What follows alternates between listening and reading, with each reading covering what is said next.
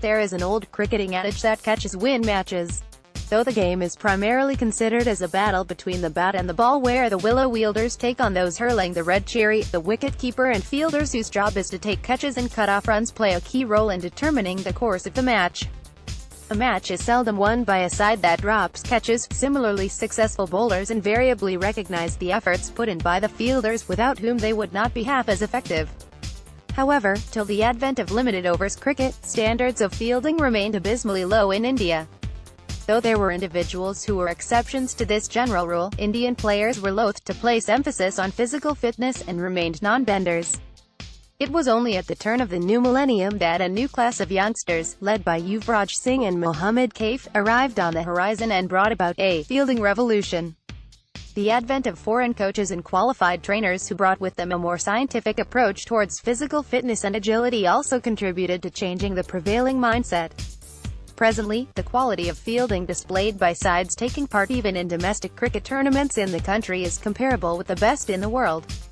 The importance of fielding in determining not only the course of matches but also in elevating the morale and galvanizing the side to higher performance levels is well documented. A study of history of Indian cricket would reveal the role played by certain catches taken at critical moments in bringing about huge changes in the manner in which game is played and followed in the country. Though there are numerous brilliant catches taken by Indian players in international cricket, the following 5 stand out on account of their impact in influencing the development of the game in the country. I am listing out these catches based on what is perceived to be their significance in the history of the game and not on their relative difficulty. Kapil Dev's stunner. This is the most written about catch in the history of Indian cricket. Facing a paltry Indian total of 183 in the 1983 World Cup final, the West Indies were coasting along at 57 halves, with Viv Richards in a particularly murderous mood. He had taken maiden law to the cleaners during the previous over, but the bowler requested his captain to give him one more chance.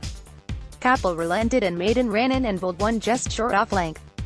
Richards went back and swung into a ferocious pull shot, but as the ball was not pitched too short, it struck the top portion of the bat and went up in the air towards deep mid-wicket where no fielder was stationed. Seeing the ball rise in the air, Kapil, who was fielding at mid-wicket, started running with his back to the pitch. Keeping his eyes firmly on the ball, Kapil ran backwards almost 30 yards and plucked it out of thin air even as it was descending fast. The toothy grin on the face of Indian skipper after taking the catch stands as proof to his belief that India had achieved the breakthrough they needed badly. West Indies batting collapsed after the fall of Richards, with Clive Lloyd, Larry Gomes and Fouad Bacchus falling in quick succession.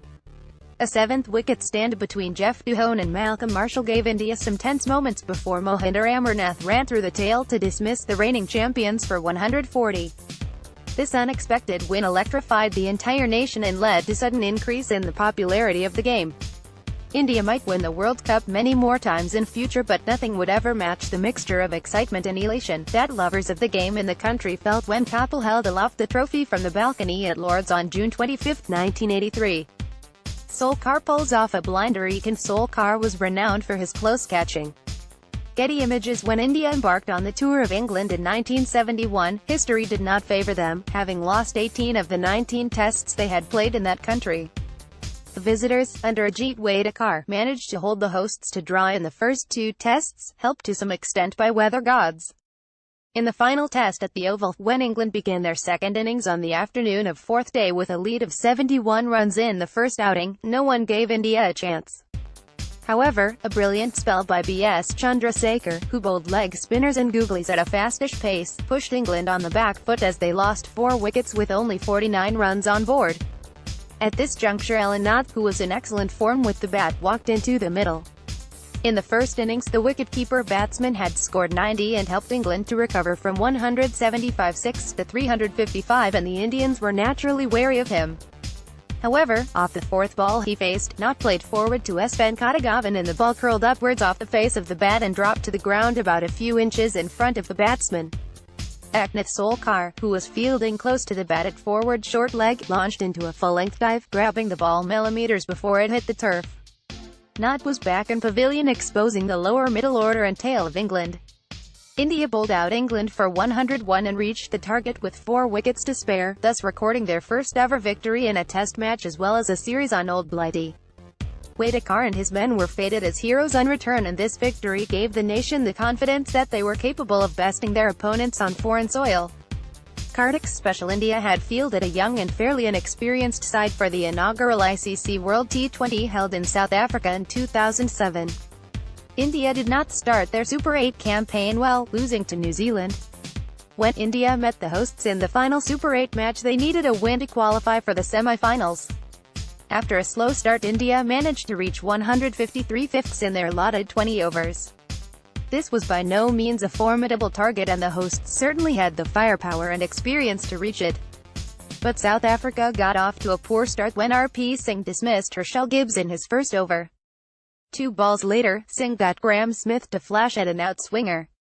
Dinesh Karthik, the lone fielder in the slips, latched onto it with his body parallel to the ground, to bring off a stunning catch which would have done Jonty Rhodes proud. South Africa were never in the chase after loss of these early wickets. India ended up with an easy 37-run win, which was followed by a 15-run win over Australia in the semi-finals. In the finals, India triumphed over Pakistan in a closely fought match and emerged champions. This victory triggered the start of T20 revolution in the country, which in turn led to the commencement of the Indian Premier League in 2008, which set the cash bells tolling. Cricket in India has never been the same, and players as well as the Board of Control for Cricket in India (BCCI) have been laughing all the way to the bank. Kaif's incredible effort. Mohammad Kaif came up with a special effort to send back Shoaib Malik in the Karachi ODI of 2004. AFP India toured Pakistan after a gap of 7 years in 2004. The hurriedly planned tour featured 5 one-dayers and 3 tests. In the first match, India did exceedingly well to put up a total of 349 sevenths in the allotted 50 overs. Led by a superb 122 by their skipper Inzamam ul Haq, Pakistan stayed in the chase till the very end. When 8 balls remained, the hosts needed 10 runs, with 4 wickets standing. At this juncture, Shoaib Malik, who was on strike, hit one from Zaheer Khan in the air in the area between mid-on and long-on. Hamang Badani ran in from long-on fence and, finding the ball dropping short, went into a desperate slide. At this juncture, Mohammad Kaif, who was rushed in from a long-off, dived in front of the sliding Badani and held the ball in his hands. It was a stupendous effort, and Pakistan were stopped in their tracks by this catch. India won the match by 5 runs. This set the tone for the rest of the tour. India won the ODI series 3-2 and followed it by clinching the tests 2-1, thus recording their first ever series victory on Pakistan soil. This was a hoodoo that India required to break before being acknowledged as a top side in international cricket. The euphoria caused by the win in the first match brought in record number of spectators before the television sets, and this led to sudden spike in advertising revenue. The BCCI got a windfall when bids were invited for live telecast of matches from next season onwards. Wielders cut short Lloyd's stint when an inexperienced Indian side under Ajit Wielders landed in the West Indies in 1971. They were expected to be easy fodder for the hosts led by Gary Sobers. However, the visitors showed their mettle in the very first test, where they enforced follow-on. In the second test at Port of Spain, India secured a 138-run lead in first innings and were pushing for wickets in the second when Salim Durrani was brought on to bowl. Durrani struck a big blow by castling Sobers. Seeing Clive Lloyd scoop the balls spinning into him uppishly to the area around mid-wicket, Wielders moved from his usual position at slip and positioned himself there. The next time Lloyd pushed at Durrani, Wielders was prepared to pick up the uppish shot inches before it hit the ground. The West Indian batting collapsed after this, with Venkatagavan running through the tail, and the Indian batsmen knocked off the target of 124, losing only 3 wickets. This was the first time that an Indian side had triumphed in a test in the Caribbean islands, and Wielders and his side hung on to this lead to win the series as well. The catch taken by the skipper was the turning point of the match and the series. This win gave the side the confidence to take on England successfully in their own den later that year. The instances recounted above are significant not only for the quality of catches but for their lasting impact on the game and its growth in the country. Since Indian players have realized the importance of top-quality fielding as well as physical fitness during recent years, one can be hopeful that the success which the national side is enjoying presently would continue in the future years as well. The author is a former international umpire and a senior bureaucrat. Read more from Vantage Point.